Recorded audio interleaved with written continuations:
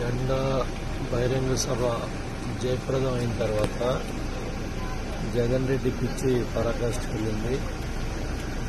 కక్షపూరిత వైఖరితో చెరగలూరుపేటలో పత్తిపాటి పుల్లారావు గారి మీద పోటీ చేసే అభ్యర్థి కనపట్టలేదు. ఏ విధంగా అయినా సరే ఆ కక్షపూరిత వైఖరితోనే వాళ్ళ కుటుంబాల మీద పిల్లల మీద జగన్ రెడ్డి పడ్డాడు. గత 58 నెలలుగా పుల్లారావు గారి మీద ఎక్కడ ఏ కేసు పెడదామని ప్రయత్నం చేశాడు. చివరికి ఎంత దిగజారిపోయాడంటే కుటుంబాల మీద పిల్లల మీద తప్పుడు కేసులు బనాయించి Andhra Pradesh state director of revenue intelligence మీదుగా ఒక వ్యవస్థను తయారు చేసుకొని ఆ వ్యవస్థలను అడ్డం పెట్టుకొని కక్షపూరిత వైఖరితో తెలుగుదేశం పార్టీ నాయకుల మీద తప్పుడు కేసులు బనాయిస్తూ ఉన్నారు.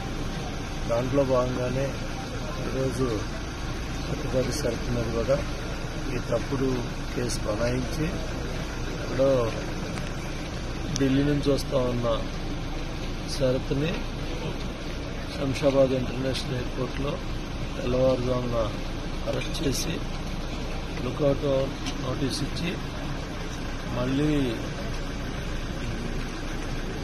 కుట్రపూరిత వైఖరిగా ఉదయం అంతా కూడా రకరకాల పోలీస్ స్టేషన్లో తిప్పి కనీసం ఎక్కడ ఏ స్టేషన్లో ఉన్నాడో కూడా చెప్పలేని నిస్సహాయ పరిస్థితిలో విజయవాడ పోలీస్ కమిషనర్ అయిపోయింది. ఇప్పుడు మళ్ళీ ఏ విధంగా రిమాండ్ చేయాలి, రిమాండ్ చేయించాలని, రిమాండ్ అవ్వాలని నాన్ బెయిలబుల్ సెక్షన్స్ కూడా బనాయించి ఒక దుర్మార్గమైన కుట్రకి జగన్ రెడ్డి తెరలేపాడు. ఇంకా ఎన్నికల నోటిఫికేషన్ 15 రోజుల్లో వస్తుందని తెలిసి కూడా ఏ విధంగా ఎట్లాగైనా సరే అక్రమ కేసుల్లో బనాయించాలి, రేపు ఎన్నికల్లో స్వేచ్ఛాపూరిత వైఖరి లేదనే విధంగా చూపించాలనే భాగంగా ఇవాళ ఈ 15 రోజుల్లో కూడా ఎంతమంది మీద ఎన్ని కేసులు పెట్టాలనేది పిచ్చి పరాకాష్ఠకి వెళ్ళి జగన్ రెడ్డి పనులు చేస్తాం. నిన్న జెండా పండగలాగా జెండా బహిరంగ సభ జయప్రదమైంది. చంద్రబాబు నాయుడు గారు కానీ పవన్ కళ్యాణ్ గారు కానీ మాట్లాడిన మాటలకి జగన్ రెడ్డి దగ్గర సమాధానాలు లేవు.